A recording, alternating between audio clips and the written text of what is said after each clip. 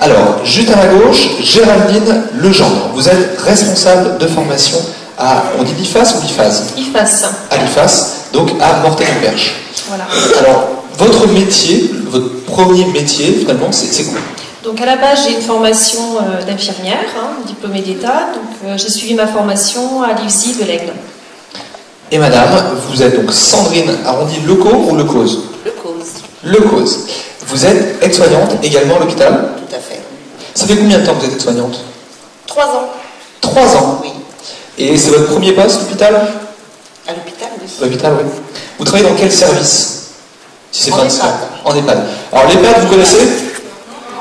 Non, bien sûr. Alors, je vais se rapprocher un tout petit peu le micro et nous dire en gros qu'est-ce que c'est qu'un EHPAD. Un EHPAD, c'est un établissement pour les personnes âgées dépendantes. Alors, c'est pas une maison de retraite? Pas exactement? Si.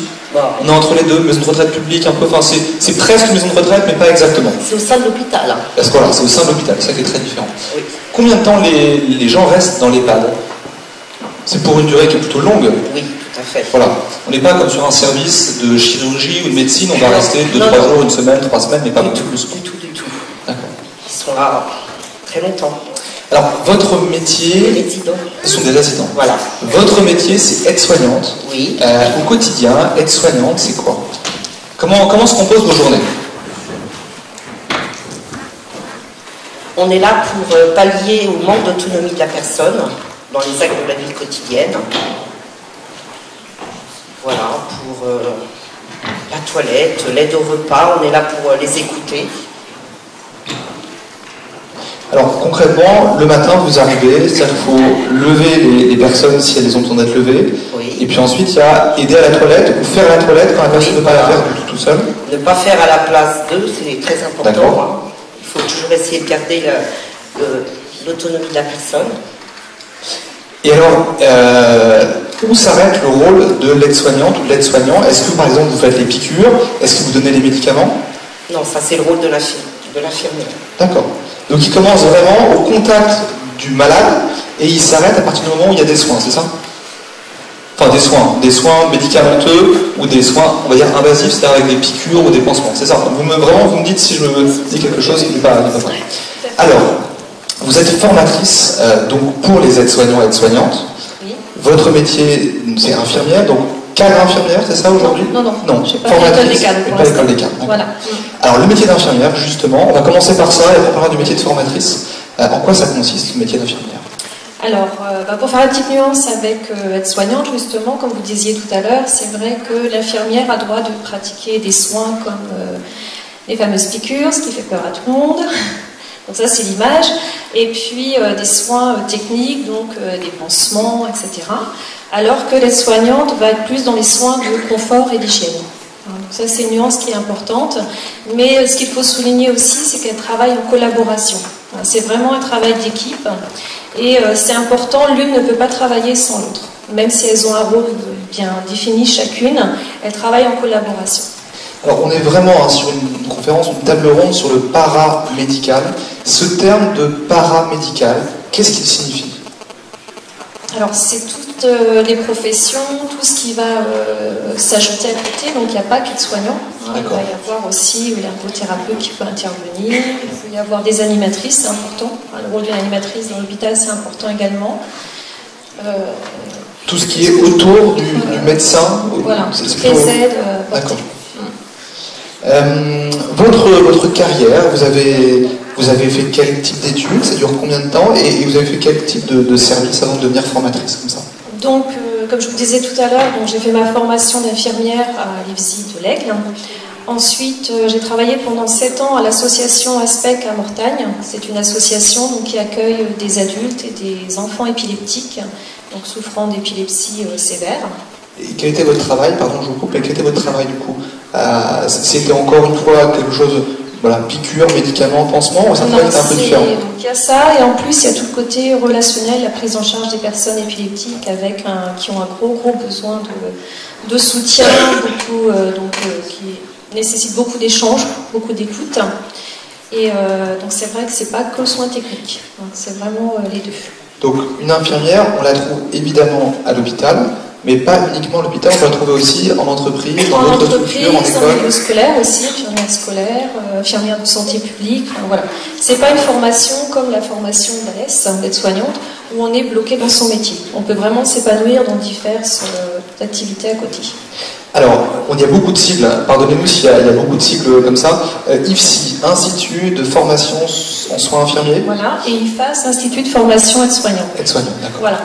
Donc c'est une formation qui se déroule sur 10 mois, contrairement à la formation infirmière, il y a 3 ans et demi. D'accord. Ce sont des formations où on est uniquement à l'école, ou c'est des formations où on va aussi faire des stages. Comment ça se passe? Donc c'est une formation en alternance.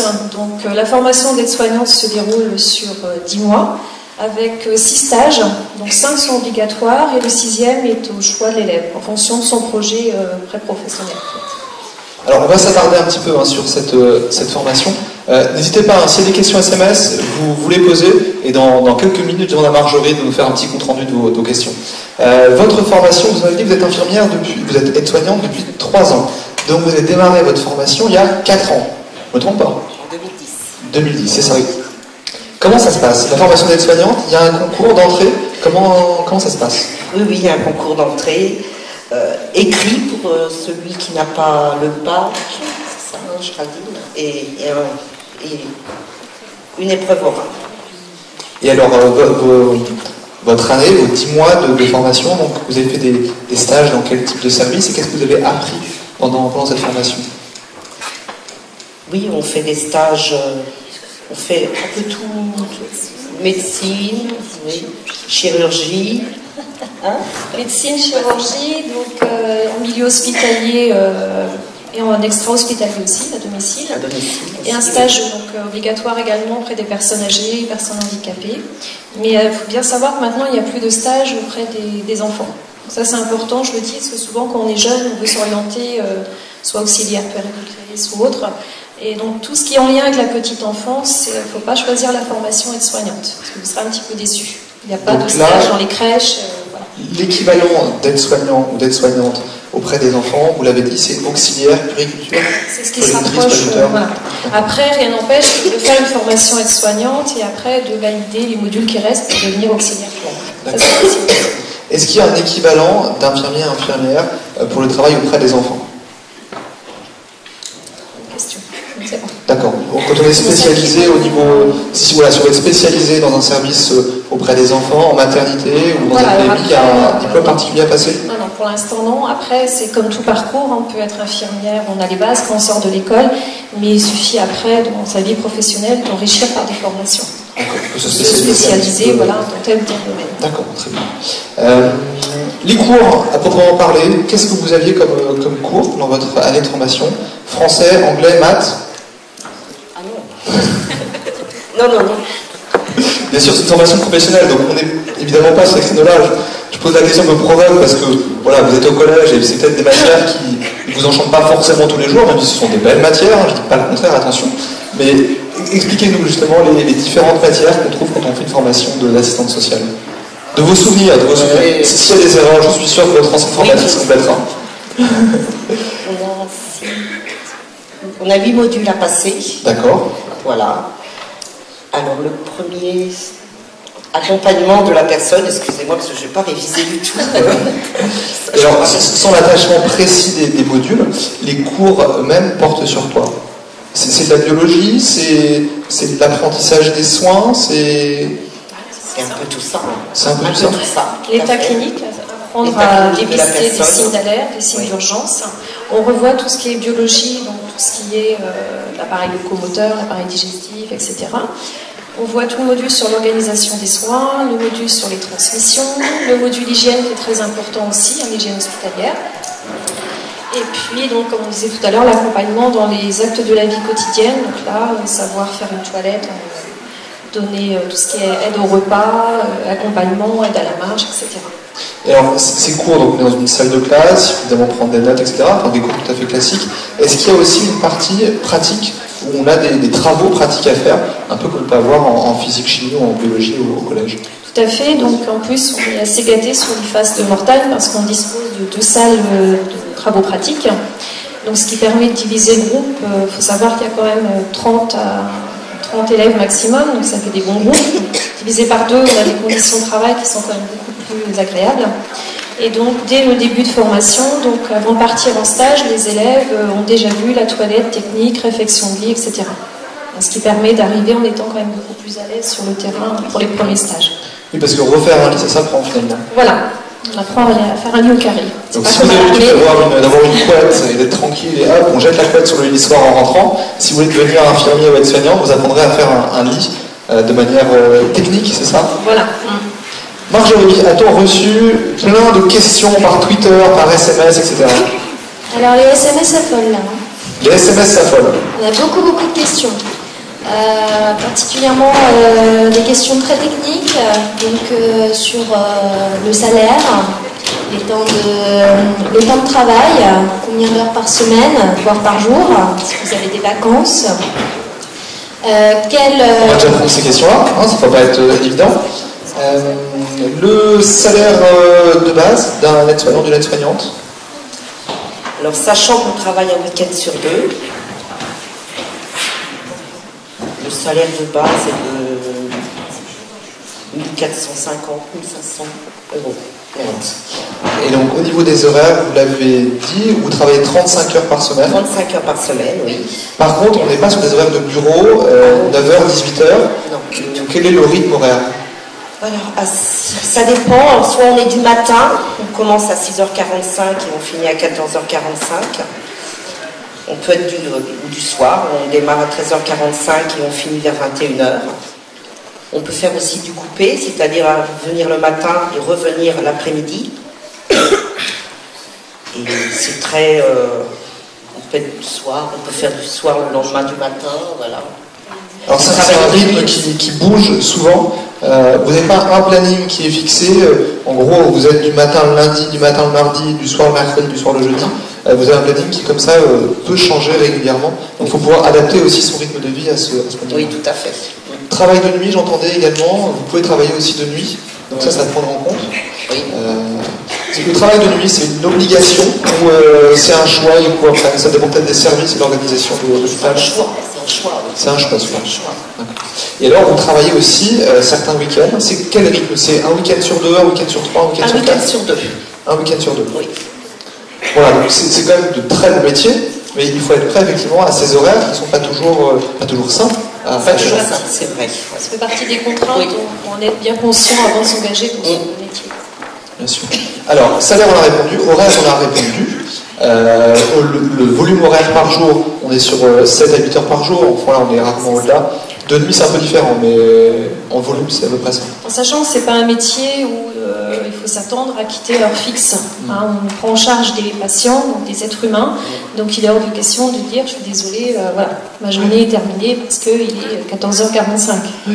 Donc voilà, soyons humains avant tout et puis faire son travail jusqu'au bout, c'est très important. Alors en général, ça peut déborder de quoi? Un quart d'heure, une demi-heure, 1 heure? Après voilà, ça peut être une situation d'urgence et puis il y a le relais après qui est pris par les collègues. Mais je dis ça parce qu'on parlait effectivement ce matin, on avait des métiers qui bougent ce matin avec l'artisanat, où là effectivement on est sur des contraintes parfois qui sont très flexibles. C'est-à-dire s'il y a une grosse commande, le charpentier vous disait, ben voilà, si moi j'ai une grosse commande, au lieu de travailler 7 heures dans ma journée, je vais peut-être travailler 12 heures d'affilée. A priori, normalement, dans vos métiers, on est un peu moins là-dessus parce que des collègues prennent le relais. Même si des cas exceptionnels où effectivement vous devez travailler. Voilà, puis il y a une amplitude à respecter quand même par rapport à la fatigue, que ce soit physique ou psychologique, pour quand même jouer la sécurité. On avait d'autres questions du coup à poser? Alors oui, beaucoup plus générale. Qu'est-ce qui vous a poussé à devenir aide-soignante ou infirmière? Pourquoi vous avez choisi ce métier et surtout, qu'est-ce que vous aimez dans ce métier? Beaucoup de questions. Alors on va commencer par la première. L'une après l'autre, qu'est-ce qui vous a poussé, qu'est-ce qui vous a donné envie de devenir infirmière, de devenir aide-soignante, et puis même du coup de devenir formatrice, parce que c'est un métier dans le métier finalement?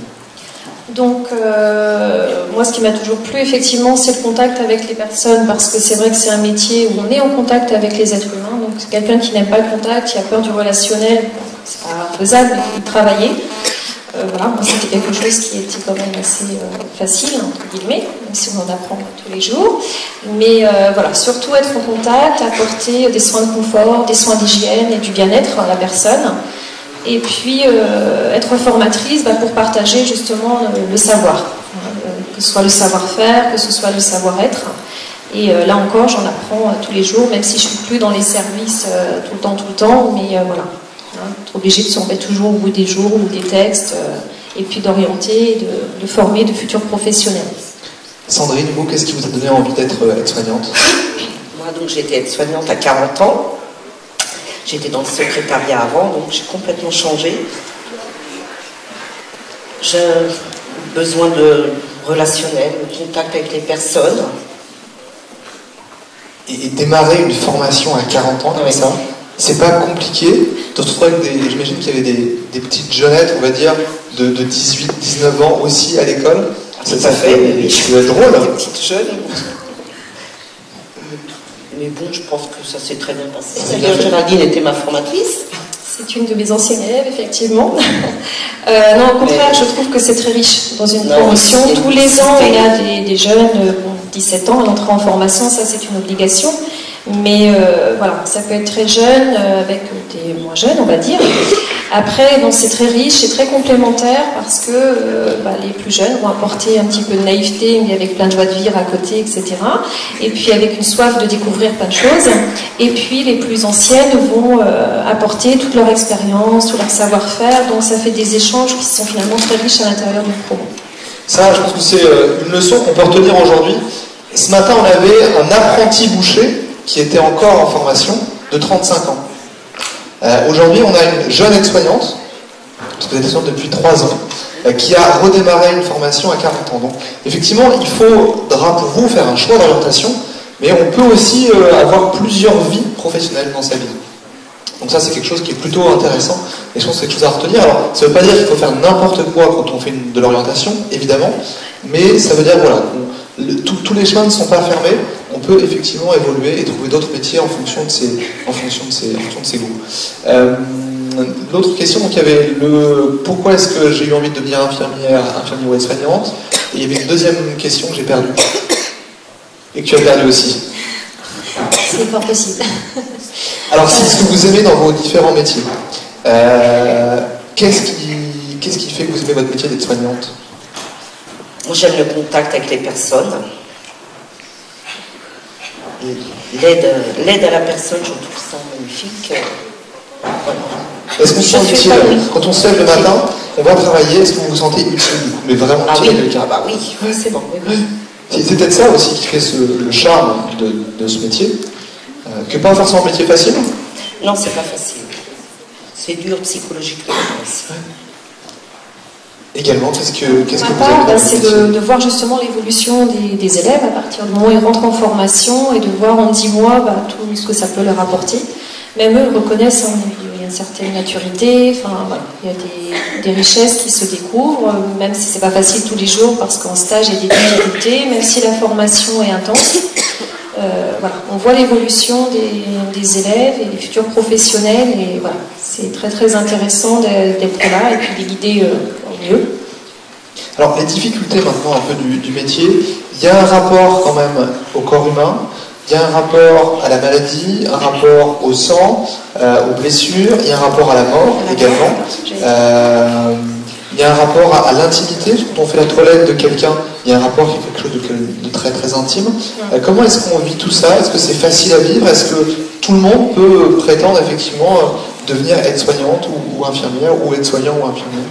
Non, je pense que ça, il faut beaucoup bien y réfléchir avant de se lancer dans des métiers comme ça. Dire que c'est impossible, non, hein, il y a toujours un travail à faire. L'important, c'est d'évoquer les difficultés rencontrées. Donc c'est pour ça que même pendant la formation, on demande aux stagiaires de faire un bilan de mi-stage pour pouvoir justement évoquer les difficultés rencontrées. Et sans attendre ce bilan, c'est d'aller voir les professionnels quand il y a une difficulté qui se présente pendant la formation, pendant le stage. Donc effectivement, quand on est jeune, à 17-18 ans, quand on est confronté à la douleur, quand on est confronté à la vieillesse, quand on est confronté à la mort, c'est pas anodin. Et puis il ne faut pas dire, voilà, la mort, de toute façon, on s'y habitue, c'est comme ça fait partie de la vie. Non, c'est pas aussi simple que ça. Donc ça demande un travail auprès de l'équipe et puis un travail sur soi également. Et alors la première toilette que vous avez réalisée sur un patient, j'imagine que c'est pas forcément facile la première fois. Et est-ce que, du coup c'est une question un peu double, est-ce qu'à force de faire des toilettes, on peut oublier qu'on est en train de donner du soin, mais voilà, c'est un métier, donc il y a ce côté travail, avec un humain. Est-ce qu'il n'y a pas ce risque à un moment donné de se dire, ouais, hop, c'est une toilette, on en a fait des centaines, j'ai plus, peu importe. Alors voilà, je vais répondre aux deux questions comme ça, comme vous le sentez, dans l'ordre que vous voulez. Ma première toilette, oui, c'est vrai que c'est pas facile, parce qu'on rentre vraiment dans l'intimité de la personne. Et votre autre question? Et est-ce qu'on peut pas... Est-ce qu'à force, avec l'habitude de faire des toilettes tous les jours, d'avoir ce rapport au corps humain en permanence, est-ce qu'il n'y a pas ce côté banal finalement par rapport à la pudeur, etc., qui peut venir? Non, mais il faut pas, surtout pas. On travaille quand même avec des personnes. Non, il y a toujours, il faut être humain, il faut avoir une humanité envers les personnes. Alors je dis pas le contraire, hein. On est bien d'accord là-dessus. On peut imaginer que voilà, quand on a fait 10 ans, 15 ans de carrière, on peut avoir peut-être... J'ai pas 10 ans de carrière, je peux pas. Non, mais je crois qu'on en arrive là, il faut penser à une réorientation. Alors, je pense qu'arrive un moment où si on considère la personne comme un objet, ce que je dis toujours aux élèves, une personne, c'est une personne, on la prend en charge dans sa globalité et c'est pas un objet. Donc voilà, avec tout le respect qu'on doit à la personne. Est-ce qu'on a des questions qui sont arrivées par SMS? Alors, oui, une petite dernière. Quand on est infirmière ou aide-soignante, que peut-on faire en plus? Enfin, quels sont les débouchés au final pour essayer de monter dans la hiérarchie, si vous voulez? Alors, on l'a dit, aide-soignante, 10 mois de formation, un concours d'entrée. Est-ce qu'il y a des spécialités qui sont possibles après? Alors, effectivement, on parlait d'auxiliaire PER tout à l'heure. Est-ce qu'il y a d'autres spécialités possibles? Après, au niveau aide-soignant, on peut faire des... Mais après, comme je disais tout à l'heure, des formations pour en gérontoxie, des formations à côté. Et puis après, en tant qu'infirmière, le grade d'après, c'est cadre. Mais après, infirmière, voilà, on peut être infirmière en bloc opératoire, on peut être infirmière hygiéniste, il y a plein d'orientations. Voilà. Finalement, infirmière, j'ai l'impression que c'est un peu plus vaste au niveau des choses possibles qu'aide-soignante. Oui et non, parce qu'on peut être aide-soignante en médecine, en chirurgie, en service de rééducation, aux urgences. Voilà. Très bien, Et puis, on peut aussi, après un diplôme d'aide-soignant ou d'aide-soignante, essayer de vouloir devenir infirmier ou infirmière si on en a envie. Les choses ne sont pas fermées. Non. Quel est le niveau minimum, effectivement, pour passer les concours d'infirmier ou d'infirmière? Parce que comme il y a eu un nouveau référentiel, je ne voudrais pas vous dire de bêtises, parce que je ne suis pas dans l'information idée, mais plutôt Est. Donc, ça a dû changer par rapport à moi à mon époque. Voilà, ce qu'il faut dire aussi, c'est que les formations, notamment la formation d'infirmière, a changé il y a 2 ans maintenant. Oui. Voilà, avec des réformes assez importantes, donc c'est pas facile. Par exemple, c'était un bac plus 2, je crois, infirmière, c'est maintenant un bac plus 3. Après, voilà, au niveau de la reconnaissance. Au niveau de la reconnaissance. Et pour on reste sur 3 ans. Par rapport à l'autre formation là. D'accord, très bien. Alors, est-ce qu'on a d'autres questions en public ou par SMS? Alors, par SMS, une toute petite définition vraiment très courte sur que veut dire faire la toilette. Certaines personnes n'ont pas saisi. Alors, faire la toilette. Donc, soit c'est aider la personne, soit faire sa toilette complètement, c'est-à-dire de la tête aux pieds, soit c'est un accompagnement partiel, c'est-à-dire, comme on disait tout à l'heure, on laisse faire la personne, on ne fait pas totalement. Donc, ça c'est important par rapport à son autonomie. Et puis, c'est pas que le soin technique de faire la toilette, comme on fait sa toilette, on fait sa douche, on fait son bain, c'est aussi le relationnel qui va se dégager au moment de cette toilette-là, tout ce qui va être l'échange et le respect des grands critères que sont l'hygiène, notamment, tout ce qui est par rapport au danger, éviter les dangers, des critères par rapport au respect de la pudeur. Donc voilà, il y a plein de critères qui rentrent en compte et puis qui sont importants. C'est pas faire pour faire en fait. Vous imaginez qu'un malade qui vient d'être opéré, par exemple, je sais pas, de l'appendicite, parce que c'est une opération qui est assez fréquente, le lendemain de l'opération, il ne peut pas se lever et aller prendre sa douche. Il faut que quelqu'un l'aide à faire sa toilette, ou devant le lavabo s'il peut se lever, ou carrément dans le lit, avec une bassine, un gant de toilette et des choses comme ça. Voilà, donc l'idée du soignant, c'est qu'il doit s'adapter finalement à l'état de santé du jour du patient. Donc c'est pas l'inverse. Donc c'est aux soignants de décider, donc en individuel et en équipe aussi, savoir ce qui va être le mieux adapté pour la personne, pour son avenir, pour son autonomie. Alors, est-ce qu'il n'y a pas dans ce moment de la toilette, qui est un des premiers moments de la journée, le deuxième peut-être après le petit déjeuner, est-ce qu'il n'y a pas aussi au niveau de l'aide-soignante des choses auxquelles il faut faire attention par rapport à l'état de santé de la personne? Est-ce qu'il n'y a pas justement, c'est pas là où on peut remarquer une plaie qu'on n'aurait pas vue, ou une difficulté à respirer alors qu'a priori en journée ça va plutôt bien, ou une fatigue, un état moral même peut-être qui serait intéressant. Je pense que c'est un moment privilégié pour les aides-soignantes, voilà, parce que l'infirmière ne peut pas être partout non plus. Et donc l'aide-soignante, elle a vraiment ce regard sur le corps en entier. Et son rôle qui est très important, ça va être de transmettre à l'infirmière. C'est pour ça que je disais tout à l'heure, vraiment, elle travaille vraiment en collaboration et elle verra des choses qu'elle doit absolument transmettre par rapport à l'état clinique. Et effectivement, donc ça peut être un problème respiratoire, ça peut être un problème au niveau de l'état cutané, ça peut être un problème au niveau du comportement, un patient qui est agité alors qu'il n'est pas d'habitude, ou un patient... Information, est-ce qu'il y a un langage particulier, est-ce qu'il y a des réunions et comment ça se passe? Je voulais vous expliquer au quotidien les fameuses transmissions. C'est très très important justement les transmissions. Évidemment, chaque patient ou chaque résident a un dossier, tout est informatisé. Il faut surtout noter tout ce qu'on fait avec la personne, il faut le noter, faut qu'on le note sur l'ordinateur.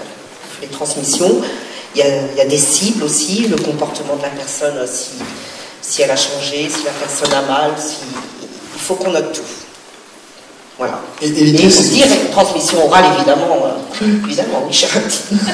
Les matins arrivant. Il y a des réunions en fait, finalement. C'est-à-dire que chaque matin, à chaque changement de service, à chaque changement de service, vous vous réunissez. Des transmissions orales. Et vous parlez de tous les patients ou tous les points importants sur tous les patients pour que l'équipe qui arrive soit au courant. Oui. Dans un service, une équipe on va dire l'équipe globale, aide-soignante, ASH qui participe aussi à ces transmissions et infirmière. Alors ASH c'est assistant de service hospitalier, agent de service, pardon. C'est plutôt ce qui concerne l'aide au repas et le ménage normalement? Oui, enfin l'aide au repas pas encore. Pour l'instant, c'est surtout le rôle de l'aide-soignant. Plutôt le rôle, plutôt ce qui est ménage. Donc voilà, ça fait combien de personnes un service complet, non pas en présence, mais en personnes employées dans un service? En moyenne, en fourchette. Si vous prenez dans votre service, à l'EHPAD, il y a un EHPAD de niveau d'EHPAD, vous avez quoi? Une trentaine de personnes qui sont employées, une quarantaine, une dizaine? Là, dans mon service, il y a 34 résidents. Et le nombre au total? Au total d'aides-soignants et d'infirmières à la louche. Même 6, 12, oui, il y a les kinés, il y a les ergots, il y a 6, 12... Déjà 20? À peu près. Une vingtaine. Entre 20 et 25? Oui, une vingtaine de personnes. C'est les médecins qui interviennent. 20 et 25, il y a 34 malades. Environ, oui. Et de présence sur une journée de service? Alors, il y a 4 personnes le matin, 3 personnes le soir, plus une officielle. Voilà. Ce qui veut dire que vous voyez, pour 34 personnes, pour des personnes présentes en continu dans la journée, donc aussi bien le matin, le soir que la nuit quand il y a besoin, il faut 34 personnes qui travaillent en équipe, et donc c'est 34 personnes, enfin 25 personnes qui se passent l'information d'un service, d'une demi-journée à l'autre, d'une journée à l'autre, d'une semaine à l'autre, etc. Oui. Donc ce rôle de l'information, il est très très important. Très important, oui. J'ai entendu tout à l'heure quand vous descendiez, j'ai une question. Oui, dites-moi. Vous l'avez envoyée? Vas-y, lève la main. Alors j'aimerais savoir, donc, quand par exemple vous passez après un collègue qui a par exemple pris sa retraite, est-ce que c'est déjà arrivé donc qu'un de vos patients ait refusé que vous lui fassiez sa toilette ou non? Ah oui, alors. Ouais, en fait, ce qui se cache derrière la question, c'est est-ce qu'on a bien un aide-soignant ou une aide-soignante derrière un patient? Ou est-ce que vous n'êtes pas plusieurs finalement à vous occuper du même patient? L'idéal, c'est d'être à plusieurs justement pour pas qu'il y ait d'attachement, même si on est humain, même si on s'attache au patient dont on s'occupe. Il faut que le patient comprenne que vous êtes là pour lui apporter des soins, et puis, mais vous ne faites pas partie de sa famille. Donc il faut quand même ce qu'on appelle la distance professionnelle. Vous êtes là, vous faites au mieux, vous faites des soins, Mais si vous ne mettez pas cette distance professionnelle, vous allez souffrir, mais surtout le patient va souffrir. Parce qu'il ne va pas comprendre justement si vous partez en retraite, ou même le fait de partir en week-end, de partir en vacances. En vacances, oui. Hein, y a pas, voilà. Donc ça s'apprend aussi. On apprend à mettre de la distance. On peut s'investir dans son travail, mais en gardant une certaine distance professionnelle. C'est très important, que ce soit pour le patient comme pour le professionnel. On est également sur Orne Success, donc il y a cette dynamique ornaise évidemment. Combien d'instituts de formation en soins infirmiers et pour les aides-soignants dans l'Orne? Il y en a plusieurs, il y en a beaucoup? Il y en a plusieurs. À ma connaissance, donc il y a Argentan, Flers, l'Aigle, Alençon, Mortagne. Après, vous dire exactement le nom? Non. Enfin, voilà. On va faire le tour. On peut trouver normalement dans son bassin de vie, on peut arriver à trouver. Voilà. Et puis le concours n'est pas ouvert qu'à un seul institut. On peut tout à fait passer plusieurs concours. Et est-ce qu'il est dur de trouver du travail en tant qu'infirmière ou en tant qu'aide-soignante une fois qu'on a son diplôme? Et est-ce qu'on peut trouver du travail, j'allais dire, chez soi, en tout cas dans l'Orne? Après, moi j'ai des élèves qui viennent de très loin parfois, donc c'est vrai qu'elles ne souhaitent pas rester dans l'Orne puisqu'elles vont profiter d'être diplômées pour retourner dans le pays d'origine. Sinon, globalement, à l'issue de la formation, pratiquement tout le monde trouve du travail. Sauf pour celles qui veulent prendre une petite année sabbatique, comme on dit, mais sinon, en général, c'est quand même une profession où on trouve encore du travail à l'issue de la formation. Et pour les infirmières, c'est la même chose? A priori, on peut trouver facilement. D'accord, ok. Donc c'est important de se dire, voilà, on peut travailler chez soi, On n'est pas obligé forcément de partir. Non, mais il faudrait une certaine mobilité si on veut s'enrichir, par contre. D'accord. Voilà. De pas forcément ensemble le même service. Non, si on veut suivre une spécificité précise, c'est vrai que par rapport aux grands centres hospitaliers, voilà, ça peut être il faut être plus mobile. Très bien. Y a-t-il des questions? A-t-on des questions SMS? Alors on en avait quelques-unes, très techniques aussi. À quel âge on peut commencer les études? Est-ce qu'on peut commencer en 3e? Est-ce qu'on peut déjà commencer à faire des stages de découverte? Alors pour entrer à l'IFAS, il faut avoir au minimum 17 ans à l'entrée en formation. Donc cette entrée en formation qui a lieu fin août, début septembre. Voilà. Et après les stages, non, je sais qu'avec le système des BEPA, Bac Pro, etc., il y a des stages. Mais pour entrer sur l'IFAS, pour faire la formation aide-soignant, c'est l'âge aussi qui est minimum, c'est 17 ans. Est-ce que ce serait un conseil d'arriver à faire un stage alors en milieu hospitalier, c'est peut-être parfois compliqué, mais au moins en maison de retraite, pour se rendre compte de ce que c'est que cette proximité avec un humain? Justement, avec les fameux Bac Pro, c'est déjà ce qui se passe. Je pense que c'est très important, parce que ça met l'élève face à la difficulté, ou enfin tout du moins à la réalité du terrain. Ça évite de se faire une image de la profession qui est un petit peu parfois idéalisée. Donc c'est important, ça permet d'avoir des conditions de travail qui sont comme les professionnels. Donc on se lève le matin, on finit parfois tard le soir, on finit pas forcément à l'heure. Donc je pense que c'est riche, les stages sont riches et peuvent apporter beaucoup. Et puis à l'inverse, ça peut permettre de découvrir que finalement le milieu médical, c'est pas du tout ce qui vous correspond. Très bien. Vous avez d'autres questions? Alors, deux petites dernières qui sont venues quand même assez souvent. Est-il nécessaire de parler plusieurs langues autres que le français?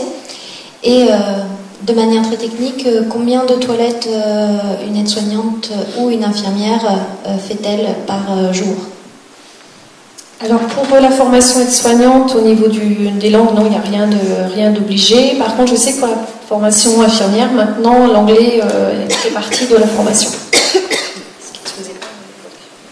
Et alors combien de toilettes par jour? 50, 60, 70? Oh là, mon Dieu.